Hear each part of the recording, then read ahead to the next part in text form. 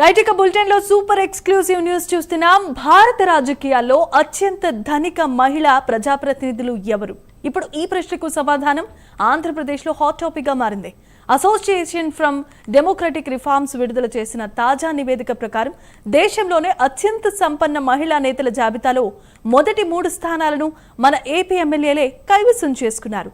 వందల కోట్ల ఆస్తులతో వారు దేశ రాజకీయాల్లో అత్యంత శక్తివంతమైన మహిళా నేతలుగా నిలిచారు.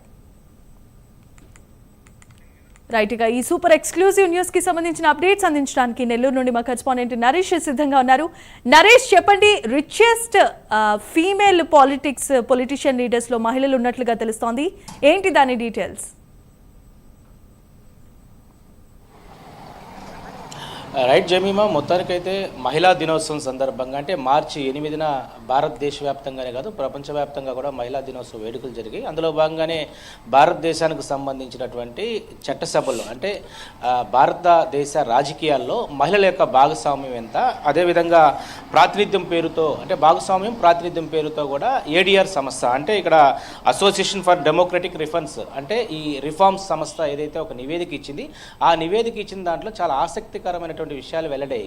అంటే దాదాపు కూడా చట్టసభల్లో మహిళలు అంటే దాదాపు మనం చూస్తే భారతదేశంలో ఇటు ఎంపీలు అయ్యుండొచ్చు, ఎమ్మెల్యేలు దాదాపు కూడా వీళ్ళల్లో ఒక 14 మంది బిలియన్ అంటే 100 కోట్లకు పైగా ఆస్తులు ఉన్నటువంటి వివరాలను వెల్లడించింది. అంటే దేశవ్యాప్తంగా ఉన్నటువంటి 14 మంది 100 కోట్లకు పైగా కూడా ఆస్తులు ఉన్నాయి. అయితే ఇక్కడ ప్రధానంగా కూడా ఆ 14 మంది ఎవరైతే ప్రజాప్రతినిధులు ఉంటారో, ఎంపీలు ఎమ్మెల్యేలు ఉంటారో అందులో 3 స్థానాలు, తొలి 3 స్థానాలు ఏపీ కైవసం చేసుకుందని చెప్పుకోవాలి. అంటే ఏడిఆర్ సంస్థ నివేదిక వెల్లడించిన దాంట్లో దాదాపు కూడా మహిళా దినోత్సవం సందర్భంగా ఇది ఒక ఆసక్తికరమైన విషయం చెప్పుకోవచ్చు. అంటే మన ఇక్కడ ప్రధానంగా కూడా ఈ నివేదికలో ఆసక్తి విషయాలు ఏంటంటే దేశవ్యాప్తంగా కూడా 543 మంది ఎంపీలు ఉన్నారు. అదేవిధంగా ఇటు దేశవ్యాప్తంగా ఎమ్మెల్యేల స్థానాలు మనం చూస్తే 4123 మంది ఎమ్మెల్యేలు అంటే మొత్తం మీద 4666 మంది చట్టసభల్లో ఉన్నారు. ఈ నేపథ్యంలోనే మనం ప్రధానంగా దీంతో మహిళా ప్రజాప్రతినిధులు మొత్తం ఓవరాల్గా ఎమ్మెల్యేలు ఎంపీలు మొత్తం క్యాల్కులేట్ చేయగా 464 మంది అంటే దీంట్లో కేవలం ఒక 10% మంది మహిళా ఎమ్మెల్యేలు అయ్యుండొచ్చు, ఎంపీలు అయ్యుండొచ్చు, చట్టసభలో ప్రాతినిధ్యం వహిస్తున్నారు. అయితే అందులో భాగంగా మనం చూస్తే దాదాపు కూడా 543 మంది ఎంపీలు ఉంటే దాంట్లో 74 మంది మహిళా ఎంపీలు ఉన్నారు. అదేవిధంగా 4123 మంది ఎమ్మెల్యేలు మనం చూస్తే దాదాపు కూడా ఇటు 390 మంది ఎమ్మెల్యేలు ఉన్నారు.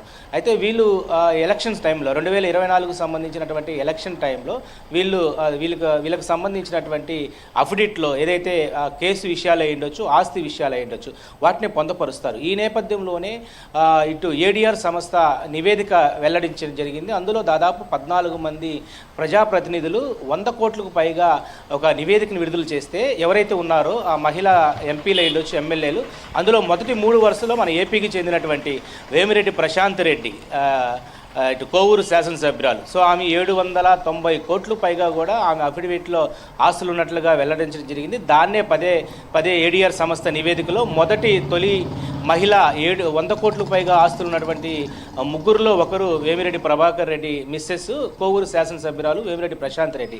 తర్వాత 2వ స్థానంలో కడపకు చెందినటువంటి ఎమ్మెల్యే ఇటు రెడ్డమ్మ మాధవీలత అంటాం. సో ఆమె దాదాపు 300 కోట్లకు పైగా కూడా ఆమె ఆస్తి పొందపరిచినట్లుగా తెలిసింది. సో ఆమె స్థానం 2వ స్థానం చెప్పుకోవచ్చు. అదేవిధంగా 3వ స్థానంలో లోకమాధవి జనసేన ఎమ్మెల్యే.